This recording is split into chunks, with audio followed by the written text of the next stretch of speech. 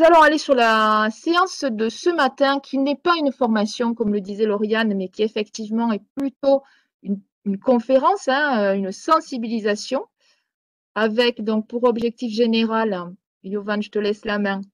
Donc, cet objectif général qui concerne la notion de granularisation et sa pratique au service de l'ingénierie et l'animation pédagogique distancielle. Comme l'a mentionné Lauriane en introduction, ça ne concerne pas uniquement l'animation à distance, mais aussi le présentiel. Dans les contenus clés que nous allons aborder ce matin, donc tout d'abord, une partie définition, où on va aborder ces différentes notions de granularisation. On va voir le lien avec la mémorisation. On va aussi aborder la différenciation pédagogique. Pour pouvoir aller dans ces notions, vous le savez, pour ceux qui sont formatrices, formateurs, enseignantes, enseignants ou responsables de projets de formation, la formulation des objectifs va être un outil central. On a décidé d'aborder la question par le pourquoi et par le comment, avec des stratégies que nous allons partager. Et dans les stratégies à partager, on va vous proposer les différents types d'objectifs. Ce que nous, on appelle le synopsis ou le scénario du formateur qui va très probablement avoir une stratégie d'intervention et donc il va utiliser certains types d'objectifs, mais aussi d'autres approches. On a sélectionné pour ce matin la méthode SMART, que certains vous connaissez probablement déjà, peut-être adossée à du management. On partagera aussi nos travaux terrain plus recherche sur la taxonomie de Bloom, croisé avec les travaux d'Anderson et de Krathwohl. J'espère que je n'ai pas abîmé son nom. Et on terminera sur l'évaluation, qui est également intimement liée à cette notion de granularisation. Donc, on va rentrer dans le vif du sujet. Pour notre part, cette granularisation, on a choisi de l'illustrer avec une analogie. Donc, cette analogie, c'est celle des poupées russes. Donc, on peut prendre cette grande poupée russe comme étant le parcours de formation, une formation que l'on va effectivement découper, séquencer, segmenter, ce sont des synonymes, en différentes unités. Et ces unités, effectivement, on peut les appeler des grains pédagogiques. Ce qui est intéressant, c'est que chacun de ces grains pédagogiques sont autonomes. On va peut-être retrouver, on peut retrouver un grain sur la communication non violente. Donc, en soi, on peut le présenter à un participant, à un apprenant. On peut avoir un grain sur l'écoute active et quand on les relie entre eux, on aura un fil conducteur, peut-être sur un thème qui est plus large, qui peut être la communication. Donc, la définition, ça reprend tous les éléments que vous avez mentionnés. C'est le découpage d'une formation en différents items indépendants appelés grains pédagogiques. Et comme je l'ai illustré tout à l'heure, ces derniers sont logiquement reliés et peuvent être proposés un à un aux apprenants. On peut imaginer, on peut faire une autre analogie avec des Lego. On aura chaque Lego qu'on va associer ensemble pour créer des parcours qui peuvent être individualisés et qui vont peut-être aussi répondre aux attentes individuelles de chaque apprenant. Donc ces grains pédagogiques, on peut aussi les appeler des objets d'apprentissage. Donc dans les recherches, donc souvent elles ont été menées dans des pays anglophones, vous allez retrouver le terme de learning objects, donc des objets d'apprentissage. On peut les combiner, les assembler comme on le souhaite, en fonction des objectifs à atteindre et des attentes des apprenants. Donc on retrouve encore une fois certains mots-clés que vous avez mentionnés, objectif, objectif opérationnel, individualisation de la formation, flexibilité de la formation. Merci Yovan pour ce premier niveau de définition. On est allé un petit peu plus loin en se rapprochant de l'idée de la scénarisation et en vous partageant un autre schéma.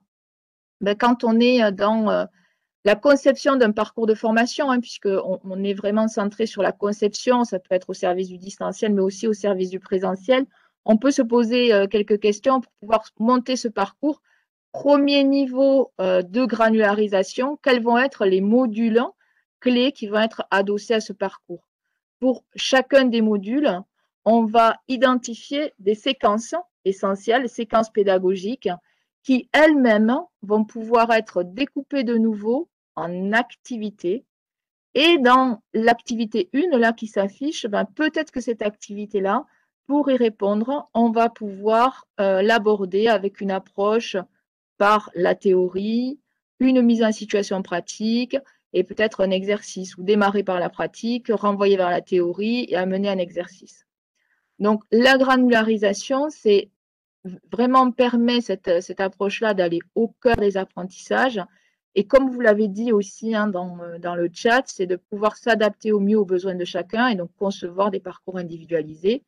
Et pour y parvenir, bah, c'est utiliser la maïotique, hein, la fameuse approche socratique, se poser des questions pour pouvoir agir avec des objectifs qui vont être nos visées d'aboutissement du parcours de formation ou du grain pédagogique en question. Donc, on peut être sur la poupée russe à différents niveaux. Voilà donc pour cette première notion liée à la granularisation.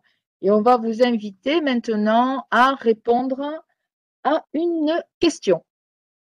Merci Véronique. Donc, au-delà de pouvoir individualiser des parcours, cette granularisation aussi, on va peut-être trouver un lien avec la mémorisation. Donc, on va vous inviter à répondre à une petite question.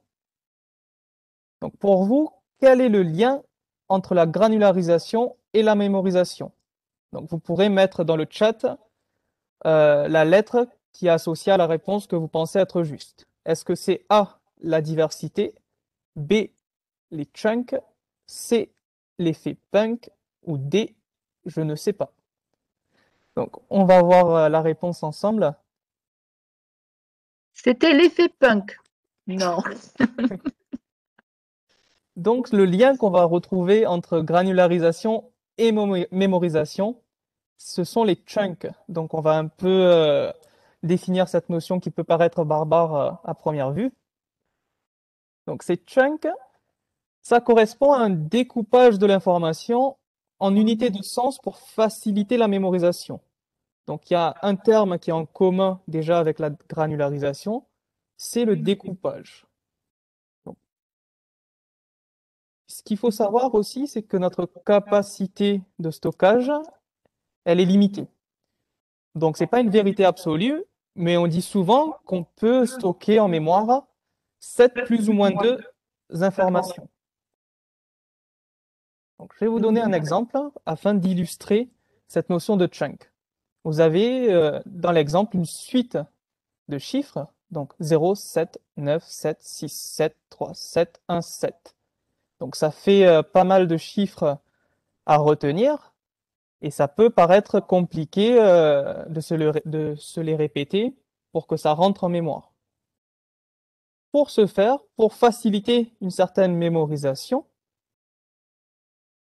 ben on va découper les différents chiffres en unités de sens. Et là, on va se rendre compte que ça peut ressembler à un numéro de téléphone. Donc on a 07, 97, 67, 37, 17. Et là, on a 5 chunks. Donc en découpant l'information, j'ai pu avoir différentes unités qui permettront une facilitation de la mémorisation. Et ça permet de pallier à la surcharge cognitive, c'est-à-dire lorsqu'on a trop d'informations en même temps et qu'on ne peut pas réaliser la tâche de manière efficiente. Donc les grains pédagogiques ou les objets d'apprentissage qu'on a mentionnés au tout début, ben, ça peut être apparenté, ça peut être assimilé à des chunks.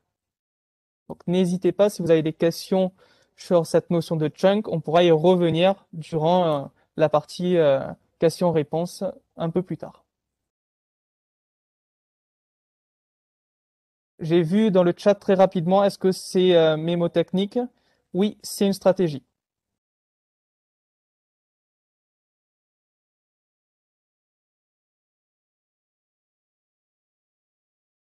On va poursuivre donc avec cette notion d'individualisation que vous avez pu mentionner. Donc on va vous poser une nouvelle question en lien avec la différenciation pédagogique qui est au service de l'individualisation. Voici la question.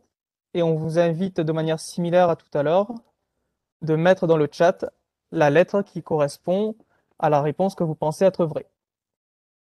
Donc la différenciation pédagogique est utile pour individualiser car il n'y a pas deux apprenants qui progressent à la même vitesse, possèdent le même profil d'intérêt, ont le même portable, téléphone portable, ou des je ne sais pas. Donc effectivement, il n'y a pas deux apprenants qui progressent à la même vitesse, qui possèdent le même profil d'intérêt, et lorsqu'on a différents grains pédagogiques, on peut s'adapter aux différentes attentes des apprenants. On peut donc individualiser notre formation. Donc, ces postulats, hein, qu'il n'y a pas deux apprenants qui progressent à la même vitesse, qui possèdent le même profil d'intérêt, qui ont la même motivation, ce sont les postulats de Burns, donc vous aurez la référence en bibliographie. Donc, on vous a mis une petite définition de cette différenciation pédagogique qui a été élaborée par Pernoud en 2015. Donc, différencier, c'est rompre avec la pédagogie frontale, la même leçon, les mêmes exercices pour tous. C'est surtout mettre en place une organisation du travail et des dispositifs didactiques qui placent régulièrement chacun, chacune dans une situation optimale. C'est vraiment cette idée, comme je l'ai dit précédemment, d'avoir différents grains que l'on peut assembler pour avoir une unité cohérente et qui peut répondre à chaque attente, aux différentes attentes de chaque apprenant. Pourquoi formuler des objectifs pédagogiques ou autres, hein, des objectifs en général? On aime bien cette image du chemin, hein, avec ce Y, est-ce que je vais à gauche, est-ce que je vais à droite? Mais peut-être qu'à un moment donné, les deux chemins vont se rejoindre. Ce qui est important, c'est de déjà déterminer la destination. La destination, ça peut être se former à un métier en particulier. Donc là, on va être dans une dynamique d'approche par la compétence, mais aussi tout simplement être au clair sur un objectif à atteindre et les moyens pour y arriver. Ce chemin, est-ce que je le prends à pied? Est-ce que je le prends à vélo? Est-ce que je le prends toute seule? Est-ce que je le prends avec beaucoup de bagages? Donc, cette idée du voyage, être au clair sur la destination, déjà, si je sais où je vais, c'est pas mal. Donc, déjà, d'avoir un objectif qui clarifie ça. Et ensuite, d'être au clair sur les moyens le plus possible, hein, en identifiant peut-être des choix d'étapes, hein, des étapes et des objectifs qui vont être un peu plus spécifiques. Être au clair sur cet objectif de destination, ça va d'une part rassurer celui qui apprend, mais aussi le client, que ce soit la personne elle-même ou l'entreprise ou l'organisation qui va accompagner le développement des compétences de ses collaborateurs. Et l'autre élément qui est intéressant également, c'est de pouvoir se dire finalement, cette formation-là ou ce module-là ou ce contenu en particulier, si je devais l'évaluer, je questionnerais quoi exactement? Donc, pouvoir presque dès le départ mettre ensemble cette double réflexion sur je vais où, comment j'y vais, et adosser en troisième lieu le test ou le quiz final ou le questionnaire qui pourrait venir en miroir parfait finalement clarifier ou répondre aux objectifs recherchés. L'autre élément à signaler, et vous le savez, puisque vous pratiquez pour beaucoup d'entre vous la formation et la conception pédagogique, c'est un exercice qui est très complexe. Parce qu'effectivement, pouvoir cerner véritablement le besoin du commanditaire en question et les besoins de chaque apprenant et apprenante, ça peut être extrêmement difficile. Et du coup, il est important aussi peut-être en tant que concepteur, en tant que formateur, de savoir questionner, de faire reformuler le besoin pour s'assurer qu'on va pouvoir répondre au mieux, à la fois pour aller au bon endroit, peut-être y aller au bon moment, peut-être par le bon chemin et avec les bons moyens. Donc, Yovan y répondait tout à l'heure sur l'étape suivante. Si on est effectivement dans une réflexion métier, c'est se dire finalement par rapport au métier qui est visé, premier niveau de questionnement, c'est quelle est l'activité clé ou quelles sont les activités qui sont en lien avec ce métier. Une fois qu'on a identifié les activités en question, c'est de pouvoir lister là où les compétences qui sont attendues par rapport à ces activités Et une fois qu'on a identifié ces compétences attendues, on va pouvoir y adosser X séances d'apprentissage. Et c'est là où les poupées russes interviennent de nouveau pour pouvoir aller dans un niveau d'apprentissage lié aux objectifs qu'on va pouvoir adosser à chaque séance d'apprentissage. Du coup, dans la formulation de ces objectifs, ça a été dit tout à l'heure par quelqu'un, il y a des objectifs qui sont généraux, mais il y a également des objectifs qui peuvent être opérationnels, c'est-à-dire beaucoup plus spécifiques. Pour pouvoir trouver la formulation d'un objectif opérationnel, c'est de se dire finalement, à la fin de la séance, à la fin du cours, à la fin de ce module en particulier, la participante ou le participant sera en mesure de faire quoi exactement. Donc des actions que l'on peut quantifier, que l'on peut observer et du coup que l'on pourra facilement mesurer, d'où l'importance d'associer l'évaluation en même temps, en fait, en parallèle avec cette réflexion liée aux objectifs généraux et aux objectifs spécifiques ou opérationnels. Donc dans la littérature, il y a plusieurs termes qui existent. Nous, on a fait ces choix-là dans notre pratique. Ça ne veut pas dire que c'est le choix absolument à retenir, mais on essaie de vous donner du sens entre la recherche et le terrain. Voilà les deux niveaux qui nous parlent bien et qui permettent quand même assez facilement de structurer et d'atteindre donc des objectifs pédagogiques réalisables, motivants, et aussi du coup d'élaborer des grains pédagogiques qui soient cohérents et pertinents. Le dernier objectif, type d'objectif qu'on vous propose sont plutôt les objectifs qu'on a appelés stratégiques de chaque intervenant, que l'on soit concepteur, animateur, expert d'un contenu, tuteur des apprentissages. Chez l'UCO, on a une équipe plutôt multimétier. On se pose ces questions-là. Là, par rapport à la séance de ce matin, qui effectivement est une séance plutôt assez descendante de conférence, on a opéré pour une stratégie un peu différente que celle qu'on fait d'habitude. Nous, on est beaucoup dans le socratique habituellement, c'est-à-dire le question-réponse ou dans les méthodes actives. Ben, on s'est mis au clair sur la posture. Quelle est notre posture? C'est plus la posture finalement d'un conférencier, d'une conférencière que la posture d'un formateur, d'une formatrice. Et on est allé donc élaborer les objectifs stratégiques pour pouvoir correspondre au mieux à l'objectif général de cette séance, qui est de parler généralement de ce qu'est la granularisation dans le large métier de formateur ou concepteur pédagogique. Du coup, on vous partage ici un exemple lié aux objectifs stratégiques.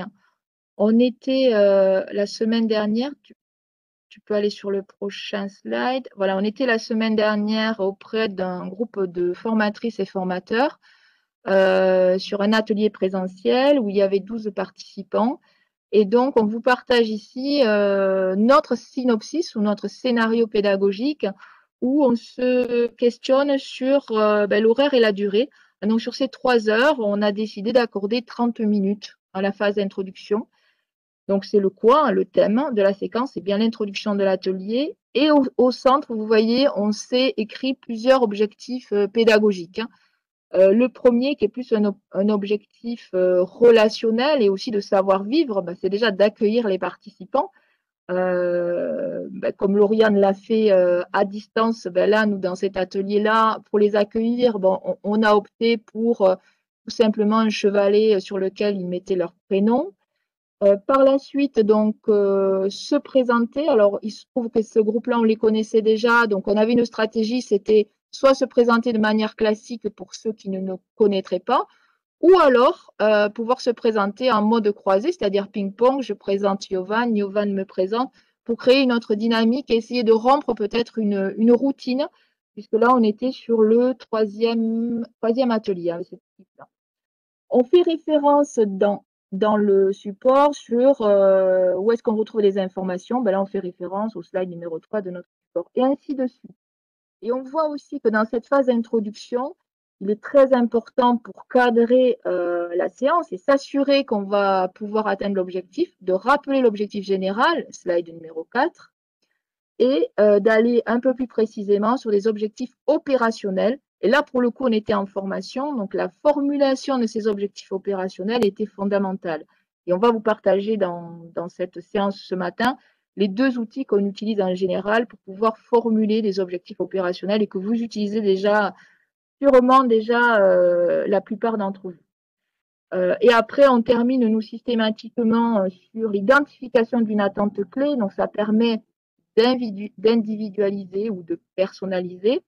Et surtout, on prend le temps, en écrivant, en fait, par exemple, sur un paper, puisque là, on était en présentiel, on écrit ces attentes clés et on reformule en disant, voilà, par rapport aux attentes qui sont mentionnées, ce qui pourra être traité et ce qui ne le sera pas. Parce qu'effectivement, dans le temps imparti, et par rapport aux objectifs opérationnels qui ont été posés, cette attente va rentrer. Par contre, celle-ci ne pourra pas rentrer. Et là, la particularité, c'est qu'on avait une personne à distance et donc on devait en même temps communiquer avec cette personne et s'assurer que la connexion était bien présente. Donc, pourquoi on parle de stratégie? Parce que quand on est dans cette dynamique-là, c'est un support que nous, on a en main. Hein, donc, on en a un là ce matin qui est écrit et qui nous permet vraiment de nous raccrocher au fil conducteur et bien assurer ce pourquoi on est là dans cette dynamique d'animation. Voilà donc pour cette partie. Merci Véronique. Donc, on était sur cette notion de formulation d'objectifs. Donc, on va l'aborder avec, enfin, un peu plus en détail et on va vous questionner sur un énoncé. Donc, un client vous dit, je souhaite que les collaborateurs soient en mesure de connaître les grandes étapes de l'ingénierie pédagogique. Est-ce que, selon vous, c'est un objectif quantifiable, pardon, observable et mesurable? Donc, A ou B, est-ce que c'est A vrai, B faux? Effectivement, la réponse, c'est faux. Donc, on va un peu développer pourquoi est-ce que connaître n'est pas un objectif quantifiable, mesurable et observable. Donc, pour que ce verbe d'action donc puisse être mesurable, observable et quantifiable, une des techniques qui est vraiment très aidante, on en parlait tout à l'heure, c'est de se poser la question de la finalité, de la destination. À la fin du module, l'apprenant sera en mesure de savoir quoi ou savoir faire quoi au juste. Donc, effectivement, les verbes d'action qui sont généraux comme connaître, savoir, comprendre, ce sont des verbes qui ne correspondent pas à ces actions de mesure, d'observation ou de quantification. Bien sûr, on va avoir un commanditaire ou un apprenant qui va nous dire, moi j'ai besoin de connaître ça, j'ai besoin de savoir faire ça, j'ai besoin de comprendre mieux tel élément dans mon contexte professionnel. Nous, en tant que concepteurs pédagogiques, c'est de pouvoir avoir des stratégies pour aller creuser un petit peu. Ces stratégies, on vous en propose deux que vous connaissez probablement. La première, la méthode SMART, et la seconde, la taxonomie de Bloom. Concernant la méthode SMART, est-ce que peut-être dans le chat, il y a des personnes qui connaissent et qui ont envie de mettre ce que veut dire cet acronyme, la lettre S, M, A, R et T?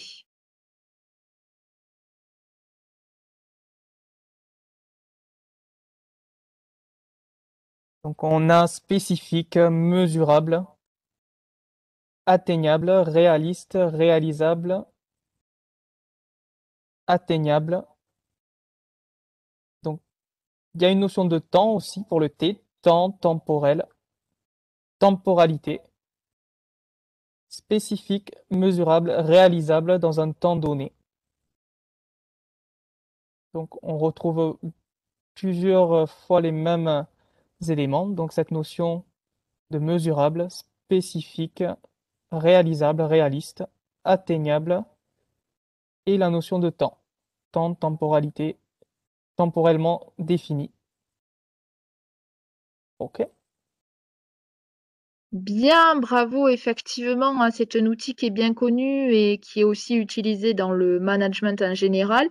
On l'a un tout petit peu adapté au travers de la lettre A. Donc, pour la lettre S, vous l'avez dit, ce sont des objectifs qui doivent être le plus spécifiques possible, c'est-à-dire avoir un objectif précis qui va viser la mise en application des acquis de la formation. Le M, vous l'avez dit, c'est le côté mesurable, hein. À quoi je vais voir quels vont être les indicateurs de mesure pour amener le résultat de cette formation. Le A, effectivement atteignable, on retrouve aussi ambitieux parfois sur certaines approches en management. Nous, on a fait le choix, alors c'est pas de nous, hein, c'est dans la culture, la littérature générale en pédagogie. Il y a pas mal d'auteurs qui parlent d'avantages, d'assortir les avantages, c'est-à-dire faire percevoir à l'apprenant les bénéfices. Qu'est-ce qui va faire que grâce à cette formation, il va gagner quelque chose, hein. Donc, ça préserve la motivation ou parfois même ça crée de la motivation et ça valorise aussi l'utilité. Alors, en travaillant sur un public d'adultes ou de jeunes adultes, l'importance de montrer l'intérêt de la formation et l'utilité de la formation va amener cette notion d'avantage et du coup de développement des compétences et de faciliter ce développement des compétences. Après, vous l'avez très bien dit, c'est le côté réaliste. Est-ce qu'il est réaliste d'atteindre cet objectif par rapport aux moyens qui sont mis en œuvre, par rapport à l'environnement, aux contraintes de l'environnement, hein, donc de se poser quelques questions sur les forces, sur les faiblesses, sur les ressources qui sont à disposition, et puis aussi questionner en amont la personne et ses besoins. Et le T, la temporalité, la gestion du temps. Est-ce que l'objectif en question est réaliste par rapport au temps qui est imparti et qui est prévu sur la séquence en question? Ça ne s'affiche pas, le T.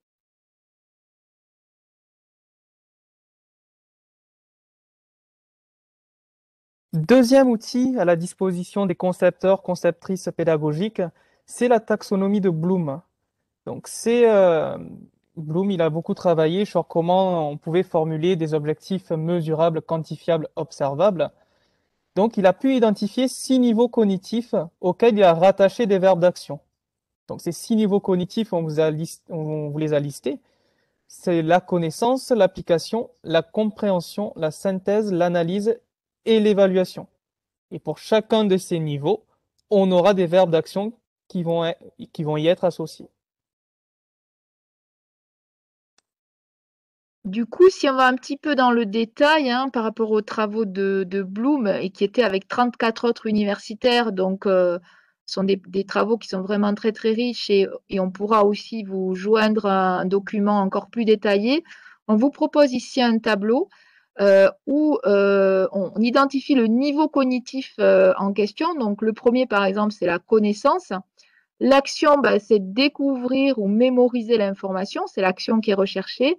Et du coup, pour formuler mon ou mes objectifs opérationnels, ben, on a là une liste de verbes d'action qui peuvent être intéressants et surtout, ça nous permet de varier peut-être la formulation des objectifs. Donc, définir, étiqueter, nommer, identifier, reproduire, citer, décrire. Donc, nous, dans nos pratiques, hein, c'est un outil vraiment qu'on utilise quasiment tous les jours. Moi, personnellement, j'ai carrément le détail de tous les verbes qui est affiché dans mon bureau personnel sur le mur. Et ça m'aide beaucoup à la fois dans les réponses de formation sur mesure pour répondre à des cahiers des charges, mais également quand on est en réunion d'équipe pour améliorer notre pratique et voir si on va suffisamment loin ou pas dans le niveau de connaissance, par exemple. Et on s'appuie donc sur cette liste de verbes d'action. Donc deuxième niveau, la compréhension. Donc l'action, ce serait comprendre l'information, saisir le sens. Parfois, il est difficile de distinguer connaissance de compréhension. Donc la connaissance, c'est vraiment cette idée qu'on essaie de rappeler une information qu'on connaît déjà, qu'on a déjà mémorisée. En revanche, la compréhension, c'est d'essayer de faire le lien, de montrer qu'on a acquis, qu'on sait expliquer au final un sujet, un concept ou autre. Si je demande à un apprenant d'exemplifier un concept, ben, ça me permet de justement aller sur la mesure de la compréhension. Donc on va retrouver d'autres verbes d'action: comparer, décrire, différencier, distinguer, indiquer, reconnaître, reformuler, regrouper ou encore transférer. Merci Yovan. Je prends la main sur l'application. Alors moi personnellement, en tant que formatrice, j'adore ce niveau cognitif parce que je suis beaucoup sur de l'animation présentielle avec des méthodes actives et le jeu dans l'apprentissage. Et donc l'idée, c'est de pouvoir tester, essayer et utiliser ce qu'on est en train d'apprendre. Donc des verbes d'action comme manipuler, pratiquer, schématiser, écrire, utiliser, calculer. Quoique les maths, c'est moins mon truc, mais c'est vraiment là, sur ce niveau-là, ça peut aider sur des séquences pédagogiques autour du jeu, par exemple, ou de l'animation et de la mise en situation.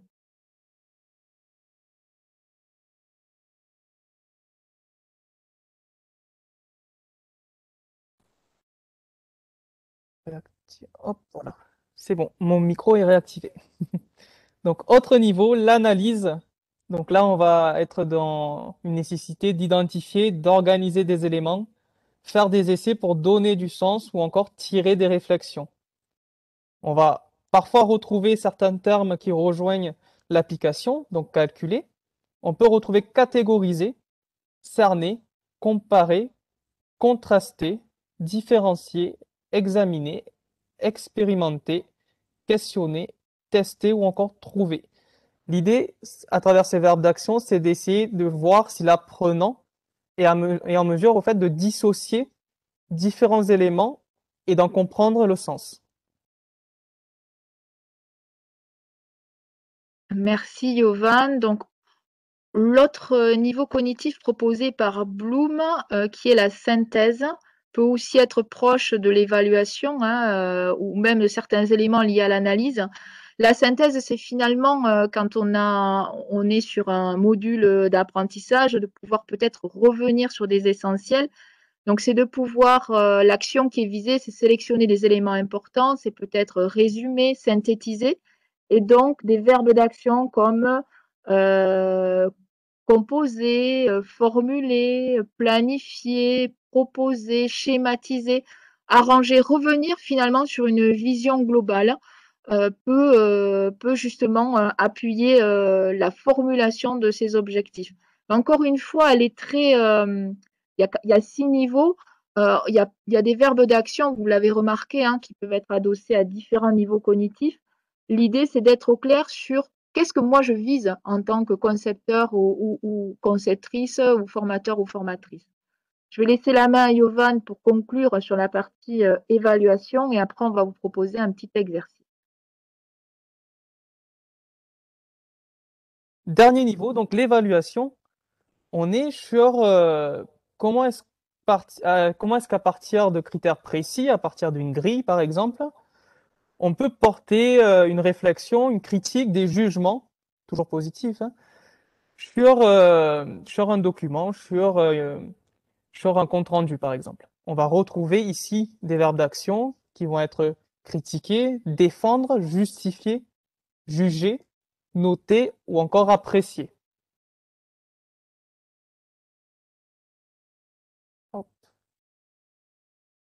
Donc, cette taxonomie de Bloom, elle a vu le jour en 56. Hein. Ça a été, comme Véronique l'a précisé, un travail assez conséquent. Sauf qu'il y a eu enfin récemment, plus ou moins récemment, c'est encore en travaux, hein, une révision de cette taxonomie de Bloom, notamment par Anderson et Cradwell. Donc Anderson qui était un étudiant de Bloom et Cradwell qui était un très proche collaborateur de ce dernier. Lorsque Bloom il a fait ces différents niveaux, lorsqu'il les a pensés, il a utilisé des noms communs. Et d'ailleurs, c'était pour lui-même une des limites de sa taxonomie. Donc, par la suite, Anderson et Cradwell, plutôt que d'utiliser des noms communs, ils ont choisi d'utiliser des verbes. Et plutôt que d'utiliser connaissance, il a préféré utiliser rappeler ou encore reconnaître, ça dépend comment on traduit remember de l'anglais. Pour la compréhension, il a utilisé comprendre. Ils ont, pardon, utilisé. Application, appliquer. Analyse, analyser. Et petite différence, ils ont choisi de placer l'évaluation avant un dernier niveau. Donc la synthèse, au final, qui était l'avant-dernier niveau chez Bloom, ben, ça devient l'évaluation chez Anderson et Cradwell. Et le dernier niveau serait la création. En effet, pour ces derniers, donc pour Anderson et Cradwell, l'évaluation vient avant la création. Par exemple, on peut évaluer un synopsis pédagogique à travers différents critères. Est-ce que l'objectif est clairement mentionné sur le synopsis? Est-ce que les animateurs sont clairement identifiés sur le synopsis? Donc je peux évaluer. Mais en revanche, si je dis à un apprenant qu'il va devoir concevoir, donc là on aura un verbe d'action qui est concevoir un synopsis pédagogique, on est dans la création. Autre exemple qui peut peut-être vous parler, celles et ceux qui aiment bien l'émission culinaire Top Chef, ben, lorsque les candidats sont en cuisine et qu'on leur donne certains ingrédients pour faire une recette, ils sont dans la création. C'est quelque chose d'original qu'ils vont créer à partir des ingrédients.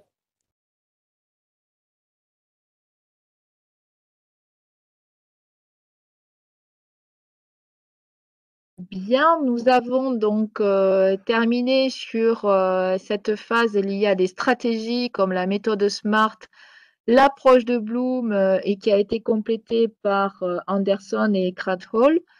Donc, ce qu'on souhaitait vous proposer là, c'est un exercice applicatif.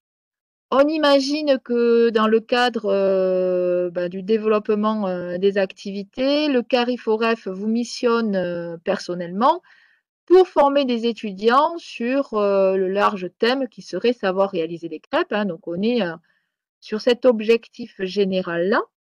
Par rapport à cet objectif, on va vous inviter à y répondre à l'aide d'objectifs opérationnels qui soient donc quantifiables, observables et mesurables en visant différents niveaux cognitifs. On vous propose les trois premiers, la connaissance, l'application, la compréhension. Et on va vous laisser donc formuler ces objectifs-là dans le chat. Dans la méthodologie donc qu'on peut retenir, c'est peut-être se dire d'abord cibler la catégorie cognitive, hein. Cette catégorie cognitive peut toucher plusieurs niveaux. Donc, on peut avoir des verbes d'action comme nommer l'ingrédient qui va permettre aux crêpes d'être parfumées, distinguer les ingrédients qui différencient une crêpe sucrée d'une crêpe salée, par exemple, schématiser le processus de réalisation de la pâte à crêpes, etc. Et tous les exemples que vous avez donnés pouvaient être adossés à différentes catégories cognitives.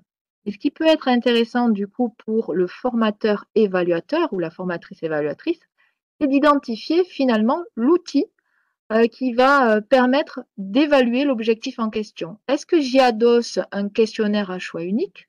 Est-ce que j'y adosse un questionnaire à choix multiple? Est-ce que je pose la question pour avoir une réponse vrai-faux? Est-ce que j'utilise un texte à trous? En fait, c'est vraiment très intéressant. Une fois que l'objectif quantifiable, observable, mesurable est clair, c'est beaucoup plus facile de trouver le format de l'évaluation. Et l'autre élément, c'est que effectivement, comme l'a expliqué Yovan précédemment, si on veut aller sur le niveau créé, on va pouvoir aussi bénéficier d'approches finalement évaluatives hein, qui vont être différentes, complémentaires et qui vont aussi permettre aux apprenants d'apprendre d'une autre manière par la création. C'est pour ça que nous, on aime beaucoup le sur-mesure hein, et on aime notamment au travers des séances pousser les apprenants à aller appliquer, c'est le fameux applying qui a été travaillé aussi au travers de ces pyramides hein, et de revenir en séance avec quelque chose qu'ils ont conçu et qui leur serve concrètement en milieu professionnel ou dans leur contexte de travail. Donc un autre exercice d'application hein, qui peut répondre à une finalité d'évaluation. Donc, par exemple, si on vous demande de ranger les éléments dans l'ordre afin de spécifier les étapes chronologiques visant la préparation d'une pâte à crêpes. Donc, on vous propose de faire l'exercice, hein, de relier 1 à B, etc. pour continuer sur les objectifs et donner du sens à ces objectifs, c'est ce qu'on disait en introduction et aussi tout au long du parcours, et certains vous en avez parlé avec l'idée de la formation, de l'évaluation pardon, préformative. Donc, ces modalités d'évaluation, elles vont se découper pour atteindre les objectifs. Justement, on va pouvoir distinguer différentes étapes qui sont liées à ces temps d'acquisition des connaissances. Donc, de manière générale, on va peut-être avoir une première phase et qui est une évaluation préformative, c'est-à-dire pouvoir se poser et poser la question à l'apprenant sur ce qu'il sait lors de l'entrée en formation. Donc, vous pratiquez probablement les questionnaires préalables, des questionnaires d'auto-positionnement. Donc, ça, c'est une obligation aussi dans la démarche qualité Calliope, hein, de pouvoir prouver que l'on s'intéresse au niveau de l'apprenant lors de l'entrée. Donc, il y a cette première phase-là. Ça va être très, très aidant pour pouvoir adapter les modalités, faire de l'individualisation et peut-être cibler de manière encore plus fine les grains pédagogiques sur lesquels il va falloir peut-être plus insister parce que l'apprenant a déjà une maîtrise d'autres éléments. La deuxième grosse phase et qui touche beaucoup le formateur, c'est finalement, ce sont ces temps de modalités d'évaluation formative, c'est d'être en mesure de se rendre compte de comment l'apprenant apprend et comment il évolue durant durant la formation. Et c'est là que l'évaluation formative va être très intéressante. C'est un peu ce qu'on a essayé de faire dans cette séance ce matin, comme on était en mode très descendant, de pouvoir de temps en temps venir faire des petites actions pour venir mesurer ces acquis au fil de nos apports. Donc, autre type d'évaluation, on va avoir des phases d'évaluation sommative.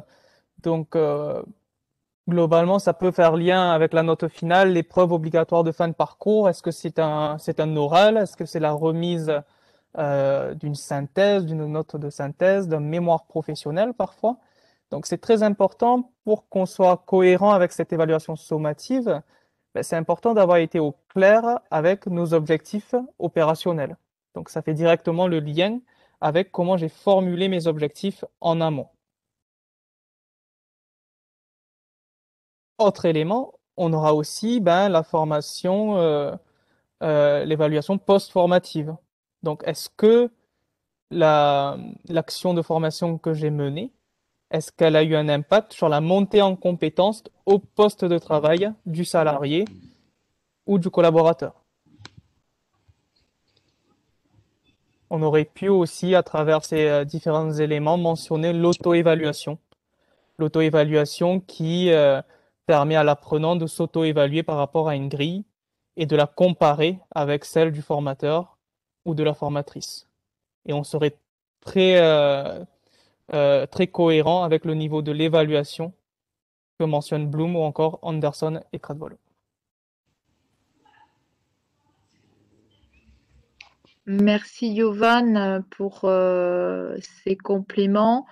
On va partager un tableau qui n'est pas en soi suffisant, mais qui peut aider dans la structuration justement et dans le choix de la mise bout à bout des différents grains pédagogiques et pour pouvoir atteindre les objectifs.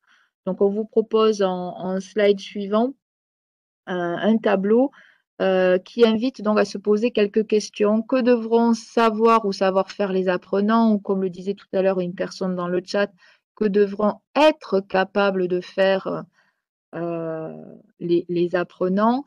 Définir donc sur cette première question différents objectifs et aller dans le découpage. Ça dépend en fait de la taille du grain. On peut être sur un découpage chronologique, un découpage thématique ou un découpage progressif.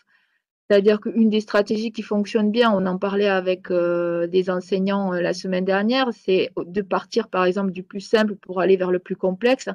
Ça peut être ma stratégie pour élaborer justement des objectifs qui soient smart pour les apprenants, mais aussi pour l'enseignant dans ce cas-là. La deuxième colonne, c'est comment les apprenants vont-ils apprendre et s'exercer. C'est là où la définition d'activité en particulier et de grains pédagogiques va pouvoir être intéressante, les schémas qu'on a pu partager, hein, pour pouvoir répondre à ce besoin de s'exercer. Est-ce que je vais dans des activités qui vont favoriser l'application? Si par contre je suis dans l'idée de mémoriser, peut-être que l'application ne sera pas suffisante et on va jouer sur 2 ou 3 niveaux cognitifs. Et ce que nous on trouve vraiment très intéressant, c'est la troisième colonne, c'est que finalement, si on peut se poser quasiment dès le départ la question de qu'est-ce qu'on évalue, comment on évalue. Donc dans les formations où il y a des diplômes au bout, ou quand il y a vraiment de l'évaluation qui est actée, c'est assez facile, on peut partir de ces éléments-là. Mais parfois, vous êtes peut-être comme nous dans certains cas où on vient sur une demande intra, on fait une formation sur mesure. Et donc, c'est se dire, mais finalement, comment on pourrait évaluer les objectifs qui sont poursuivis dans ce parcours-là. Donc, se poser cette question dès le début, ça va permettre d'une part de vérifier que les objectifs sont bien définis, mais aussi, pourquoi pas, de les réadapter et de pouvoir en parler avec la personne ou avec le commanditaire ou la commanditaire de la formation. Et c'est ce qu'on disait précédemment, donc de pouvoir peut-être varier entre des quiz, des mises en situation, des cas concrets, des questionnaires à choix unique, multiples. Pourquoi pas des exercices en sous-groupe? Ce que vous faites aussi très certainement, utiliser le groupe comme moyen d'apprentissage pendant les séances, entre les séances. Et une pratique que nous, on utilise et qui fonctionne très bien à la fois sur du présentiel et du distanciel, même si on est plutôt des spécialistes du présentiel, c'est de questionner les apprenants en fin de séance avec un feedback sur un côté rationnel et un côté émotionnel. Donc, quelle est la notion clé qui a été retenue, par exemple, sur le rationnel et quel est le ressenti à la fin de la séance pour s'assurer du bien-être, en tout cas, lors de la formation. Voilà donc le dernier élément qu'on voulait aborder avec l'idée de l'évaluation en lien avec les objectifs de séance. Donc, on vous a mis dans la présentation les différentes références bibliographiques sur lesquelles on s'est appuyé pour animer cette séquence de ce matin. Donc, vous avez la plupart des ouvrages, comme je l'avais mentionné en introduction, qui sont en anglais. Et souvent, vous allez trouver quelques adaptations en français. Donc, vous allez vraiment pour Bloom. Donc, c'est assez dense, c'est assez vaste. Et on vous invite vraiment d'aller peut-être creuser la révision qui peut être encore plus adaptée par rapport aux changements dans le monde de la formation actuellement. On avait aussi une question tout à l'heure sur la définition d'un synopsis.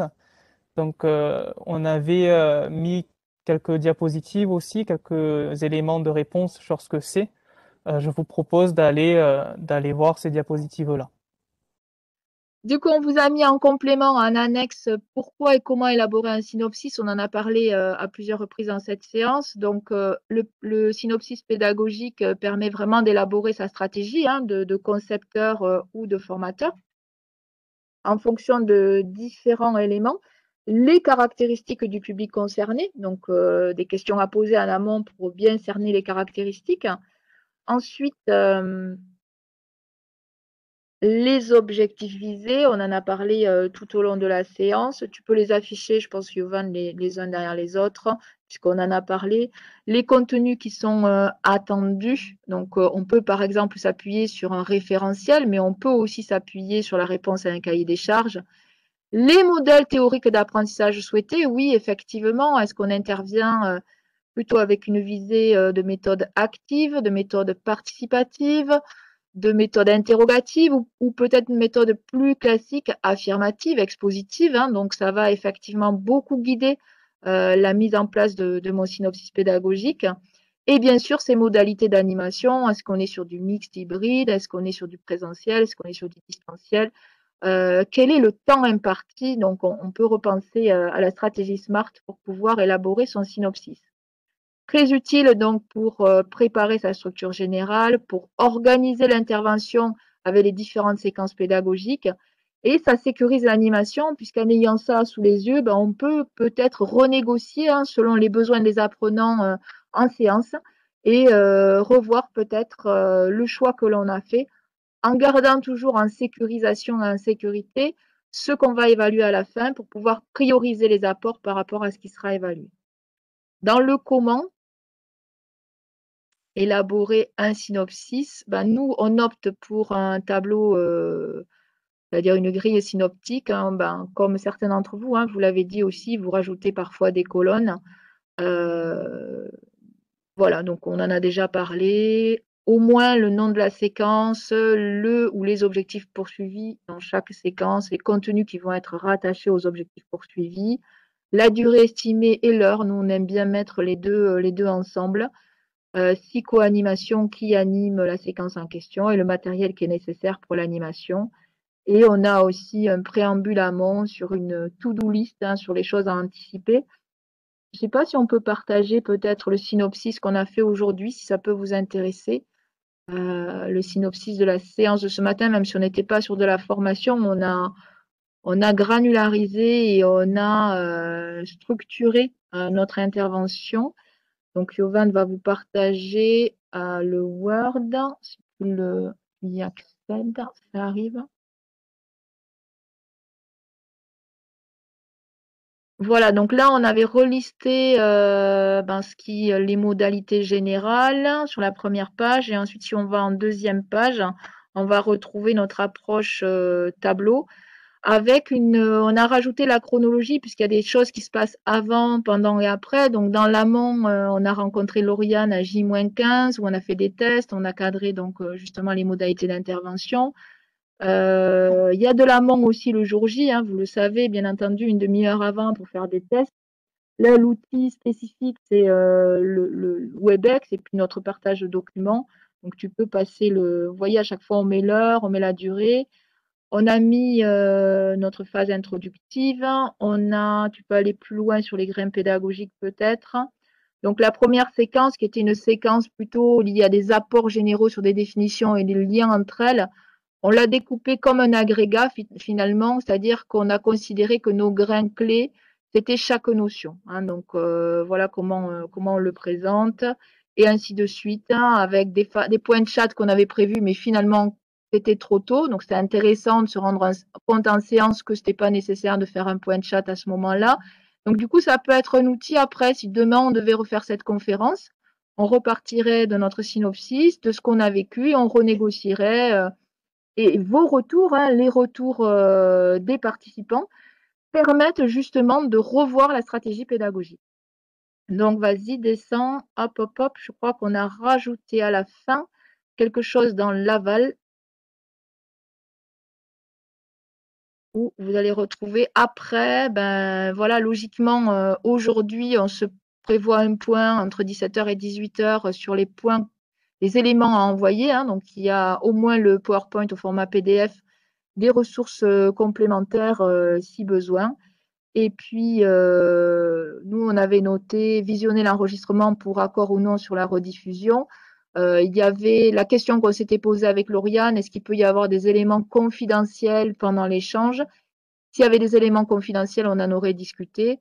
A priori, non, la confidentialité a été bien préservée. Donc oui, on est OK pour que ça soit diffusé et diffusable. Voilà donc les éléments complémentaires. Est-ce qu'il serait possible d'avoir ce synopsis pour un extrait peut-être, des extraits de structuration, hein, de vous montrer un extrait, pourquoi pas, de rajouter des copies d'écran peut-être dans le support.